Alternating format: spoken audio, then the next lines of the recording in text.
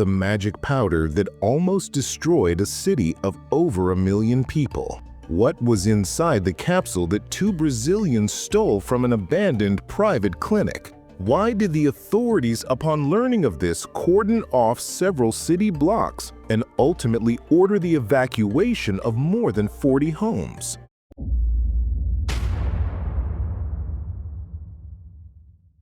This photograph shows a component from a medical radiotherapy machine. It's hard to believe, but in 1987, this small container nearly caused a radiological disaster in the Brazilian city of Goiânia. A pair of petty criminals were thrilled with their haul. They managed to seize a moment when the guard at the abandoned clinic was distracted. They immediately swiped several parts from some kind of medical device and began to inspect what they had stolen. They couldn't go straight to the scrapyard as they would have been identified immediately, so the Brazilians decided to stash the parts at home for a while. Soon, one of them, Wagner Mota Pereira, felt so ill that he had to see a doctor. He complained of severe nausea and diarrhea. Additionally, a burn was developing on his arm, which looked like peeling skin that was sloughing off. The doctors perceived this burn as some kind of toxic reaction. After all, Brazil is a tropical country. There could be bites from tropical snakes, or it could be contaminated food products, especially considering it was a rather poor area of the city. Upon arriving at the clinic, one of the looters was diagnosed with food poisoning and was sent home to rest. Meanwhile, his partner, Roberto dos Santos Alves, began to dismantle the parts of the device. He later admitted, "I didn't understand what the consequences could be, or even what kind of device it was." So when the Brazilian came across the source capsule, he pried it open with a screwdriver without a second thought. It turned out that inside the capsule was a glowing blue powder. Alves thought it was gunpowder and even tried to light it, but nothing happened. And that same day, he sold the source to a local scrapyard owner. That evening, the scrapyard owner noticed that the mysterious powder glowed in the dark. Of course, it did, explain the experts. It was a radioactive cesium salt. However, the not-so-educated scrapyard owner decided that some kind of magical substance had fallen into his hands. He brought the capsule home and showed the amazing little thing to his wife, Maria. She told her neighbors and relatives about the wondrous powder, and for 3 days they all handled the capsule, poured out the cesium salt, and touched the strange grains. Soon, Maria's condition deteriorated sharply. She immediately understood the cursed capsule was to blame for everything. She took the source, put it in a canvas bag, and took one of the workers from her husband's warehouse, who slung the bag over his shoulder and carried it with him on the bus. She went into the public health physician's office, placed the bag on the desk in front of him, and said, "This is killing my family." She didn't know what it was, but she felt that the danger lay precisely in this lead capsule. The public health physician didn't pay much attention to the distraught woman's words. He ordered the capsule to be taken out into the yard and sent the patient home, assuring her that she was imagining things. Meanwhile, the scrapyard owner's neighbors were being taken to the hospital one after another. The medics believed they had all been poisoned by some rare plant, so the victims were sent to the toxicology department.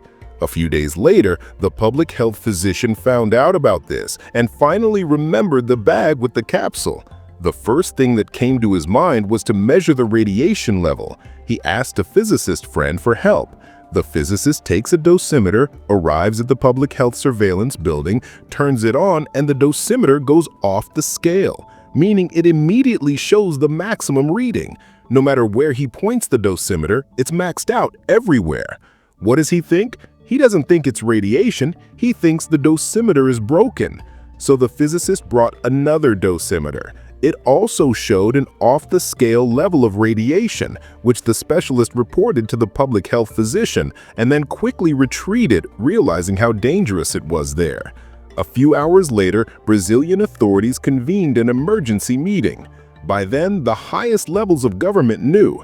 In Goiânia, people had been in contact with the radioactive isotope cesium-137. In 1970, a private clinic opened in Goiânia that specialized in treating cancer with a method then considered state-of-the-art, external beam radiotherapy. The clinic's owners bought two machines.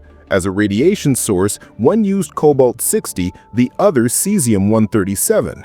At the time, patients were wary of this kind of medical equipment. They knew it contained radioactive elements and refused to undergo the procedures.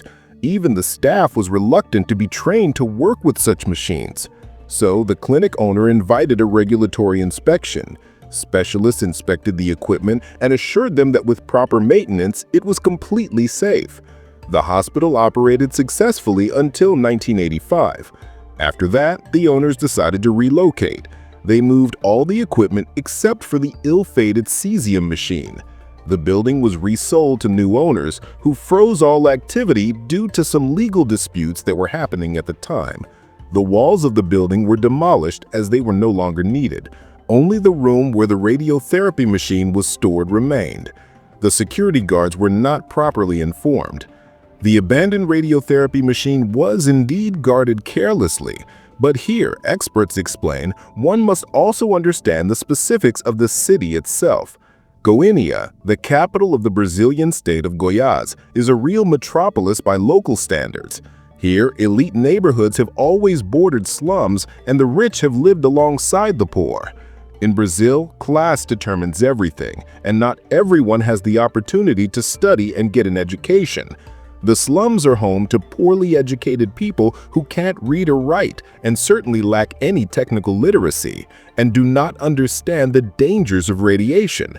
It's not surprising that this is where the massive environmental contamination by radiation occurred. In fact, it became what was probably one of the largest such incidents in the world. As soon as the authorities learned of the situation in Goiânia, the best specialists were immediately sent there. The first thing they did was encase the bag with the capsule in concrete. Then they took measurements and determined that the contamination with cesium-137 salt, although localized, still covered an area of about 1 square kilometer, that is, at least several city blocks. To prevent the accident from spreading, the City Hall and the State Ministry of Health took unprecedented measures. The fact is, they set up police cordons around the most contaminated areas, traced the chain through all the scrap material warehouses, and tracked down all the people who had been in contact with the radiation sources. It was impossible to enter the so-called hot zone without a special pass. Those caught in the danger zone panicked, as no one understood the scale of the contamination. Officials ordered dosimetric screening to be set up at the local stadium. Specialists screened anyone who wanted to be checked. In just a few days, they screened over 100,000 people. Signs of radiation exposure were found in 249 of them. In the end, 4 people, including the scrapyard owner's wife, Maria, died. The level of internal contamination was so high that even the patient's sweat posed a significant danger. An even greater danger was posed by feces and urine through which cesium was excreted from the body, and flushing them down the toilet was strictly forbidden because there was a risk of contaminating the sewage system and subsequently the rivers. Only such measures and thorough control over their implementation ultimately made it possible to prevent mass contamination. A city of over 1 million people stood on the brink of a radiological disaster, but the horrifying consequences were averted. The residents of 41 houses were evacuated. 10 buildings, including the one where the scrapyard owner lived, were demolished. The foundations were encased in concrete or covered with clean soil. These sites still exist there. Nothing is built on them. They were bought by the city and are highly secured, meaning they are safe now. The dose rate there is now within the limits of the rest of the Brazilian city, and they pose no danger. But nevertheless, they must under no circumstances be excavated. The radioactive waste was buried in a remote forest 20 kilometers from Goiânia.